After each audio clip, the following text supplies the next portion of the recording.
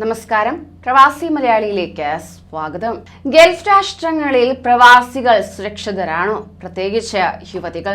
അത്തരത്തിൽ ചോദ്യം ഉന്നയിക്കേണ്ട, സംശയമുളവാക്കുന്ന വിധത്തിലുള്ള വാർത്തകളാണ് ഇപ്പോൾ പുറത്തുവരുന്നത്. കഴിഞ്ഞ കുറച്ചു ദിവസങ്ങളായി ഈ വാർത്തകൾ വലിയ ചർച്ചയായിരിക്കുകയാണ്. അനധികൃത റിക്രൂട്ട്മെന്റിലൂടെ കുവൈറ്റിൽ ഗാർഹിക ജോലിക്കെത്തി കുടുങ്ങി ഇന്ത്യൻ എംബസിയിൽ അഭയം തേടിയിരിക്കുന്നത് 100ഓളം വനിതകളെന്നാണ് റിപ്പോർട്ടുകൾ ചൂണ്ടിക്കാണിക്കുന്നത്. മലയാളികൾ ഉൾപ്പെടെയുള്ള യുവതികളെ എംബസിയുടെ അഭയകേന്ദ്രത്തിൽ പാർപ്പിച്ചിരിക്കുകയാണ്. ഇവരിലേറെയും കൊച്ചി വഴിയാണ് എത്തിയതെന്നാണ് അറിയാൻ കഴിയുന്നത്. മനുഷ്യക്കടത്ത് കേസ് പ്രതി കണ്ണൂർ തളിപ്പറമ്പ് സ്വദേശി മജീദ് മുഖേന എത്തിയ 3 പേരും ഇക്കൂട്ടത്തിൽ ഉൾപ്പെട്ടിട്ടുണ്ട്.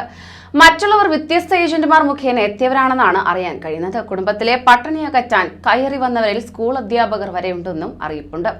രേഖകൾ ശരിപ്പെടുത്തി ഇവരെ നാട്ടിലെത്തിക്കാൻ 1 മാസമെങ്കിലും എടുക്കുമെന്ന് അധികൃതർ അറിയിച്ചിരിക്കുകയാണ്. ഇതിനിടെ മജീദ് വിദേശത്തേക്ക് കടത്തിയ യുവതികളിൽ 3 പേരെ കാണാതായതായി അന്വേഷണ സംഘത്തിന് വിവരം ലഭിച്ചിട്ടുണ്ട്. മുംബൈ, കോയമ്പത്തൂർ, മംഗളൂരു സ്വദേശികളാണ് ഇത്തരത്തിൽ കാണാതായിരിക്കുന്നത്. അടിമപ്പണിയിൽ നിന്ന് രക്ഷപ്പെട്ട് നാട്ടിലെത്തിയ പശ്ചിമ കൊച്ചി സ്വദേശിനിക്കൊപ്പമാണ് മുംബൈ സ്വദേശിനി കഴിഞ്ഞിരുന്നത്. ഇപ്പോൾ കുവൈറ്റിലുണ്ടെന്ന് പറയപ്പെടുന്ന മജീദ് അവിടെ കീഴടങ്ങിയേക്കുമെന്നാണ് കേസ് അന്വേഷിക്കുന്ന കൊച്ചി സിറ്റി പോലീസ് കരുതുന്നത്.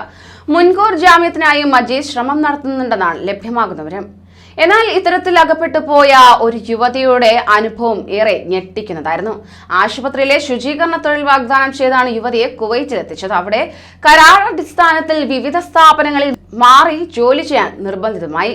വാഗ്ദാനം ചെയ്ത ശമ്പളമില്ലെന്ന് പരാതിപ്പെട്ടപ്പോൾ ചിലരുമായി ലൈംഗിക ബന്ധത്തിന് വഴങ്ങണമെന്ന് ആവശ്യപ്പെട്ടുമെന്ന് ഇവർ പറയുന്നു. കേരളത്തിന് പുറമെ ആന്ധ്ര, തമിഴ്നാട് എന്നിവിടങ്ങളിൽ നിന്ന് ഇപ്പോഴും സ്ത്രീകൾ എത്തിക്കൊണ്ടിരിക്കുകയാണ്. മലയാളികളായ ചില സ്ത്രീകൾ തന്നെയാണ് ഇടനിലക്കാരായ യുവതികളെ അനാശാസ്യത്തിന് പ്രേരിപ്പിക്കുന്നത്. കുവൈറ്റിലെത്തുമ്പോൾ ഇടനിലക്കാരികൾക്കൊപ്പം കുറച്ചു ദിവസം താമസിക്കും. ഇതിനിടെ സ്വവർഗരതിക്കിരയായി ബ്ലാക്ക്മെയിലും ചെയ്യും. കുവൈറ്റിലെത്തുമ്പോൾ പുതിയ തൊഴിൽ വിസ പതിക്കാനെന്ന് പറഞ്ഞ് പാസ്പോർട്ട് ഇടനിലക്കാർ വാങ്ങിയെടുക്കും.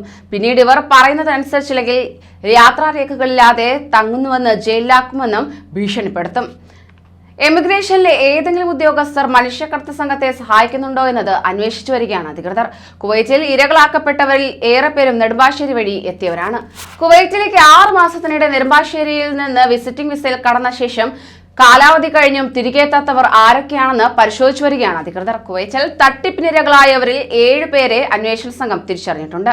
ഇവരുമായി മൊബൈൽ ഫോൺ വിവരങ്ങളും ആരാഞ്ഞു. എന്നാൽ ഇമെയിൽ രേഖാമൂലം പരാതി നൽകാൻ ആവശ്യപ്പെട്ടിട്ടും ഭൂരിപക്ഷം പേരും ഇതുവരെ തയ്യാറായിട്ടില്ലെന്നും അധികൃതർ അറിയിച്ചു. കൂടുതൽ പ്രവാസി വാർത്തകൾക്കായി ഈ ചാനൽ സബ്സ്ക്രൈബ് ചെയ്യൂ.